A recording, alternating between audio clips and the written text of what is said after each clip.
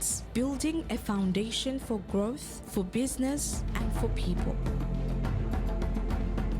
With Investment Act 2023 and the new investment regulations of 2025, Zanzibar offers one of the most enabling business environments in the region.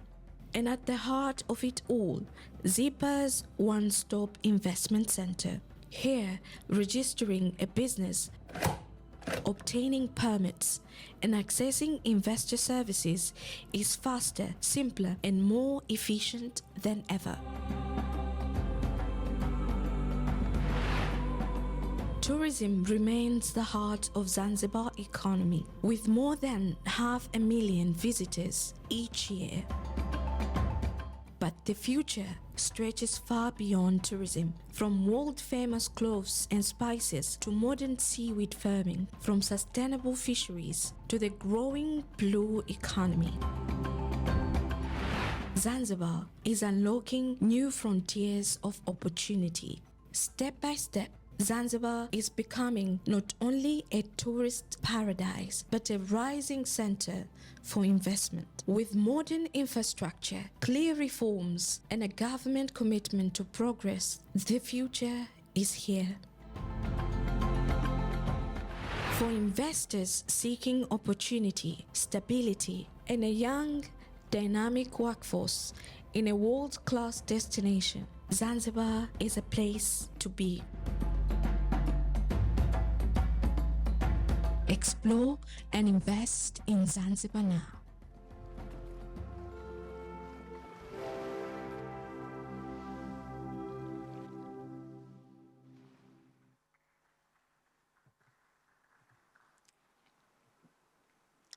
Distinguished government officials, distinguished guests, ladies and gentlemen, good afternoon.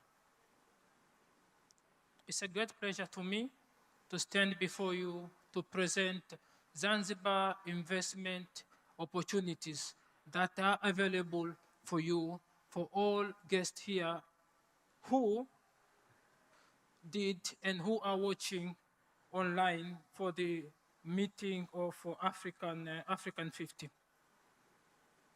My name is Saleh Saad Mohammed, and I am the Executive Director of Zanzibar Investment Promotion Authority, ZIPA. At ZIPA, our work is to promote, facilitate, and most importantly, protect our investors and their investment. Zanzibar welcomes you all to invest in the diverse opportunities which are available for you, which are available for you. Currently, Zanzibar stands at a steady growth of 7.1% with a population of around 2.9. We do invite all of you to invest in Zanzibar, and the reason because of the strategic global connectivity, attractive competitive incentive packages, supportive government, and most importantly, the market access of more than 1.5 billion people in Africa. Currently, the portfolio stands at 640 projects for the past 6 years that have been registered, worth around 7.1 billion, but we did manage to attract and approve a partnership project of around 25 with worth around $1.3 billion in terms of PPP in different economic areas. The investment opportunities which are available for different diversified sectors. Please allow me to talk briefly on the part of oil and gas. Currently, we have around 10 blocks of oil and gas estimated at an area of around 300 square kilometers to 600 square kilometers. Both magnetic and seismic data are available with exploration contract of 432 upon request of the investment. Moreover, on the part of a blue economy, the port infrastructure have been invested heavily by the government. Currently, we have around 6 PPP projects that are operating worth around 150 million. And we are looking to make sure that we are reaching at 450 million in the next 3 years. We do invite all investors to work together into port management, container terminal depot, passenger cargo, of which we are looking around 5 million passengers annually, 90,000 TUs annually, 1.8 million of general cargo, and 300,000 tons of petroleum product. These are opportunities which are available for you to work together with the Zanzibar government in port infrastructure and the services. Tourism remains the cornerstone of Zanzibar source of forex, which currently stand at a 30% contribution of our GDP.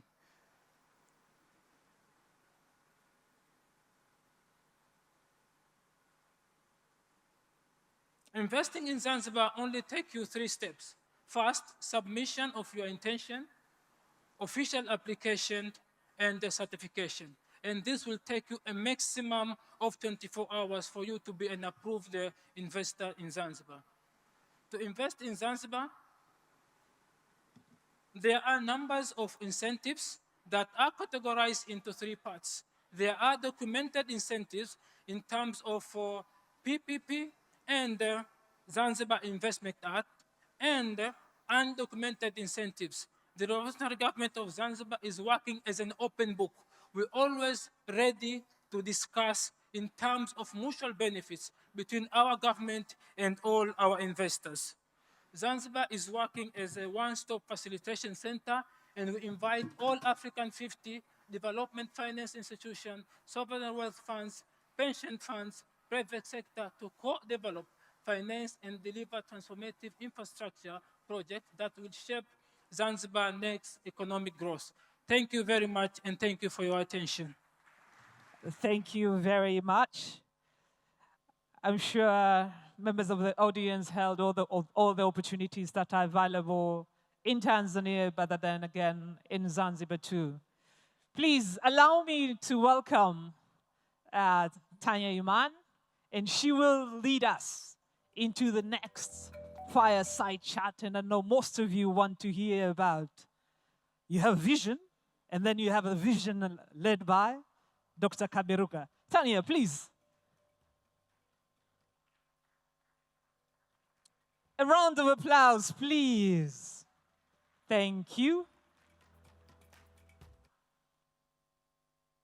Good afternoon, ladies and gentlemen, distinguished guests. My name is Tanya Imani, and I'm delighted to lead you in this next conversation from vision to reality. Africa50, like any institution, comes with a story, an idea, a decision, and a group of people who decided that something different needed to happen. I'm delighted to go into this conversation where we dive into the genesis of Africa50, the challenges, the struggles, the wins, and the journey all the way to where we are now. Please, ladies and gentlemen, help me in welcoming to stage our esteemed guest, Dr. Donald Kaberuka, Chairman and Managing Partner for Southbridge Group and former President at the African Development Bank, as he joins me to stage.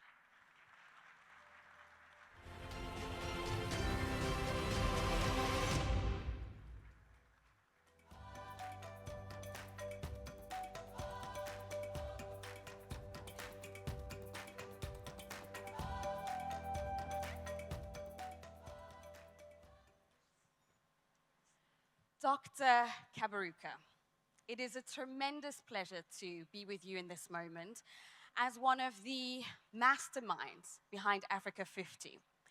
Now, in starting off this conversation, I'd like to take you back right to the beginning. What was missing from the conversation, from what was happening on the continent, that you felt that Africa50 needed to be created? Thank you. Thank you. Good morning or good afternoon. No, still good afternoon. It's a pleasure to be here. I'm often called the father of Africa50, at least according to CD. But I don't know if I'm the father or the grandfather, because a lot of things have happened since I left the bank 11 years ago. Now, the African Development Bank, over its life, has fathered many institutions, even before me.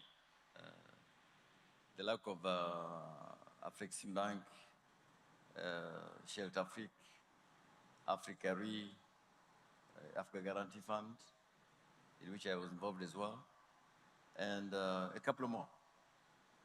So Africa50 was in a tradition of a long activity by the African Development Bank, which is not simply about financing things. It's about crowding investment, creating new institutions to expand the ecosystem. So at least, I'm sure CD will complement this, the bank was not simply there to fund projects. It was to enable things to happen. Now CD is trying something even more revolutionary than I, which is to bring together all the African financial institutions in one place, which I very much encourage. So it was a tradition. But if I could just say one thing here, is that something happened in the first 5 years of this millennium, between 2000 and 2005. For the first time in 40 years, the real per capita incomes of Africa were for the first time positive. We have had 40 years of negative real per capita income when you combine low growth and high population. And so the demand for infrastructure was very, very large. And no institution alone, not even the World Bank, could do it alone. So we were lucky at the time China was increasing its activities. A couple of countries, not many, could access the capital markets. And it was clear to me then that the African Development Bank alone, or even other MDBs, could not fill the gap. So it was important to figure out how to attract the private markets. Now, CD, I don't know if this is going to make me popular here, but I want to say it. People think that because we have got $4 trillion of African savings, that it is easy to mobilize. No, it is not. Because those are institutional investors and they're extremely risk averse, very risk averse, even more risk averse sometimes than international investors.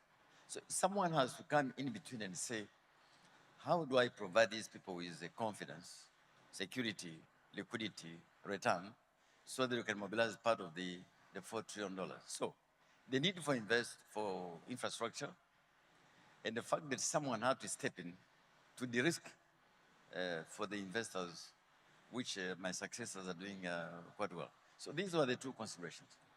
Okay, so thank you for raising that point, actually. That's going to be something we're discussing in a panel later on unlocking domestic capital. But going back to your earlier point on the genesis of Africa50, do you feel like that gap has shortened, like there are more players, or is there still work that needs to be done?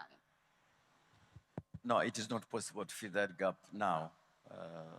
The gap is quite large, not simply in terms of finance. But remember, I was saying to the Pan-African Parliament 2 days ago that in terms of financing, the continent now has got 4 problems, and I don't see how they can be squared quickly. Number one is that because of the successive crisis over the last 10 years, the fiscal space has become very narrow in many of our countries. We're at 14% of revenue to GDP, when the target should be 25% and above. So that is the first constraint. Number two, I think as Sid was saying, for the first time in 60 years, international aid is declining. Well, aid was never meant to be permanent, but it is declining faster than we thought.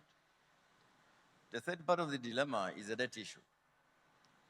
both from the debt service, which is crowding out other investments, but also from the mismatches, foreign mismatch, and asset liability mismatches.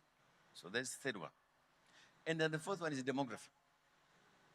Demography. So between now and 2070, our demographic dynamic is still up.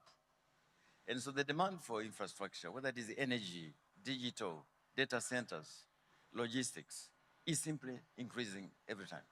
So we're running behind the curve, but to think we can resolve it simply in 10 years of Africa50 would be a bit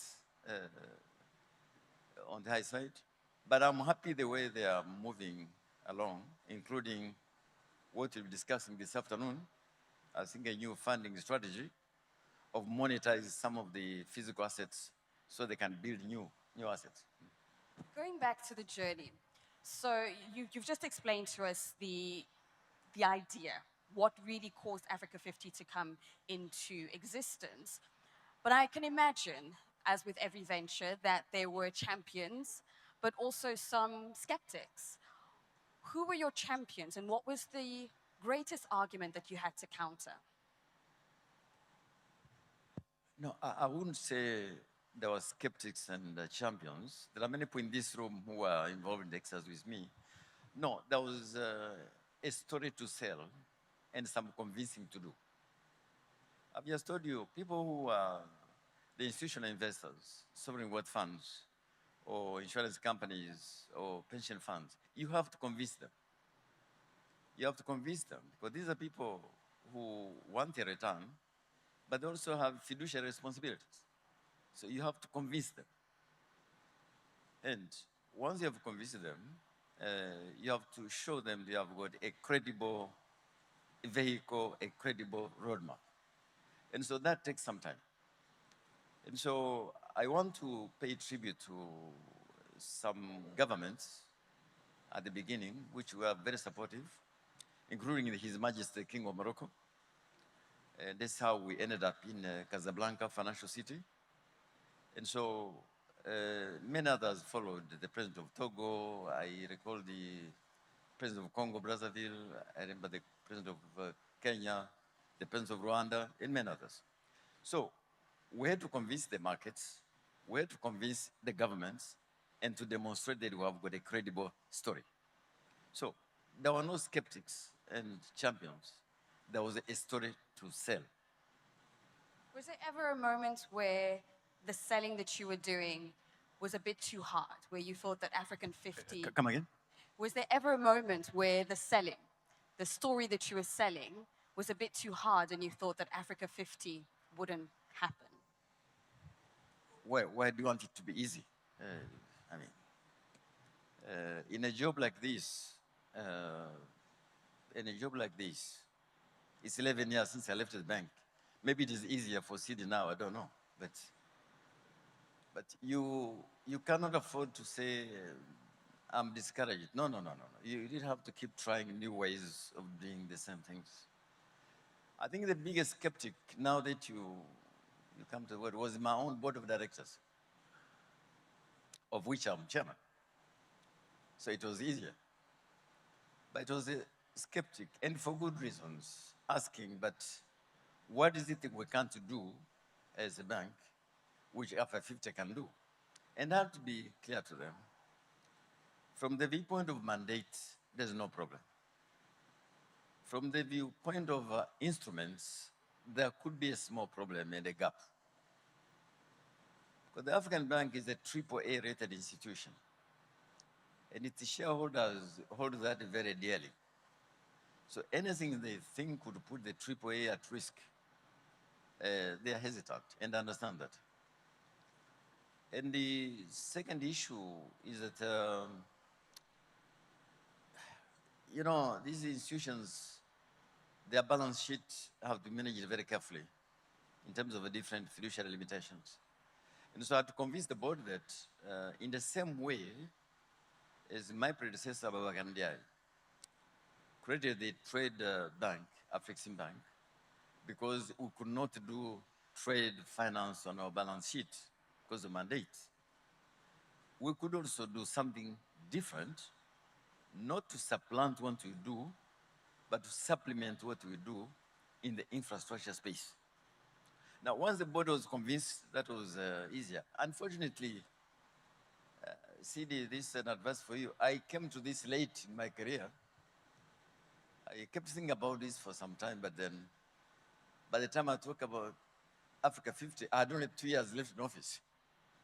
So I didn't have enough time to mature this. So if you have some initiatives, CD, please start early like you are doing now, because these things go very quickly. Huh? Excellent. Thank you very much, Dr. Kaberuka. In closing, I'd just like to get your thoughts. 2026, the year we're in now, is a very different year from when you started. Looking at the environment and the direction that we're headed, do you feel like there's any pivot, anything that you would change?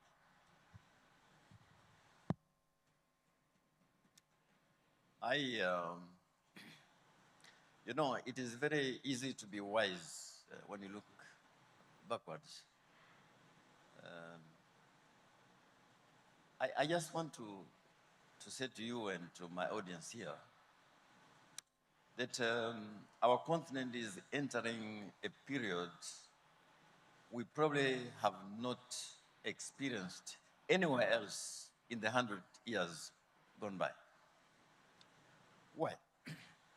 Here's the problem. I like to give the example of a small country in Asia, Vietnam. Vietnam was at war for over a decade and a half. 30 years ago, Vietnam had a GDP of $15 billion. 15 billion, little, like many African countries. Now, Vietnam has a GDP of $500 billion. $500 billion. It has a GDP per capita of $5,000. In 94, it was $200, like we do now. Now, if you adjust their GDP per capita by purchasing power, it's about $3,000. Like, now, you wonder how can a transformation like that happen in a generation? Three things have happened. Number one, where Vietnam is located on the Pacific belt, around it you have countries with aging populations. Singapore, negative replacement rate. Taiwan, China, Japan, South Korea. So those areas have excess savings, getting very little return because of the aging population. In Japan, they've tried even negative interest up to 2%. Still did not stimulate consumption investment. And so the secret of Vietnam was to say, we're a young, dynamic nation. Around us, we have countries with aging population, with surplus capital. How can I attract that capital? And so the reason that three things were necessary. One was energy. Second was the quality of the education, outcomes, very high. And the third, of course, was stability. So they combine intelligently stable economics. I think they called it doi moi, some reforms they did. And very high quality outcomes. The Economist magazine in 2023 published an article I recommend to you here. I think it was July 2023. Why are Vietnamese schools so good? And they were saying that at exit, whether it is primary, secondary, or higher education, the outcomes are better than even Canada and the UK. So, high quality education, cheap energy. They were doing energy a bit like Ethiopia. And then stability of policies in the country. And so, they were able to convince a country like Samsung, a company like Samsung, to come and manufacture in Vietnam. So, as I tell people, if any of you has a Samsung, if you check at the back, the chances are 60% it is made in Vietnam. Because Samsung manufactures a lot of its stuff in Vietnam and many other companies, Singapore, Taiwan, and many others. And so, where we are now in Africa, good dynamics of demography, the famous dividend. But dividend only if you invest. If you invest, dividend. If you don't invest, there's no dividend. Okay. Now, maybe we'll have this for the next 50 years. Around us in Europe, an aging continent, can we duplicate what Vietnam has done? Convince the Europeans, European businesses, European companies, let us work together in the common interest. You have aging population, you have excess savings, we have negative savings, we have a dynamic population, can work together. Now, let me just conclude on this. When I mention this to my European friends, they give you three arguments. Number one, but your markets are too fragmented. That is true. 54 countries. Number two, pockets of instability. Number three, these issues of logistics. And so what I said to them, this is actually an opportunity for you. We are working on the free trade area. We need to bring down the cost of doing business, but it's an opportunity for you. So I say it's a chance we have in 100 years. Because if we can replicate what the Vietnamese have done, work with areas of the world where there's surplus capital, very low returns outside technology, combined with our growing demographic dynamics, we could both have a win-win situation. Now, will it happen? I don't know. You'll have to ask CD and Alan, those who are in office. Me, I left office 11 years ago. Excellent. Dr. Donald Kaberuka, thank you so much for sharing your insights, your journey, and for giving us a plan, hope for the future of our continent. It's a pleasure talking to you. Thank you very much.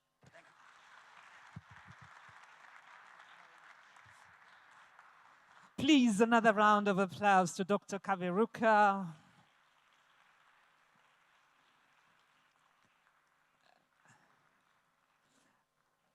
And also a round of applause to Tanya Iman.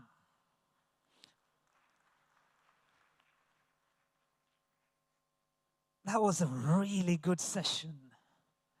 I think most of us will be running to YouTube and social media just to get some of the great insights that were delivered by Dr. Donald Kaberuka.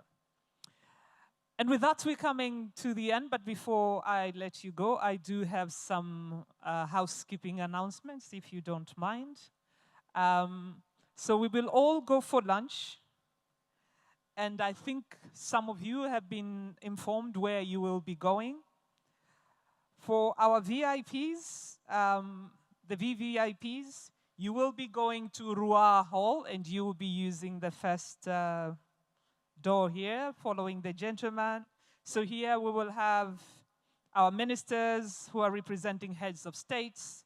We will also have shareholders of Africa50, together with regional commissioners, and also the chairs of parliamentary committees.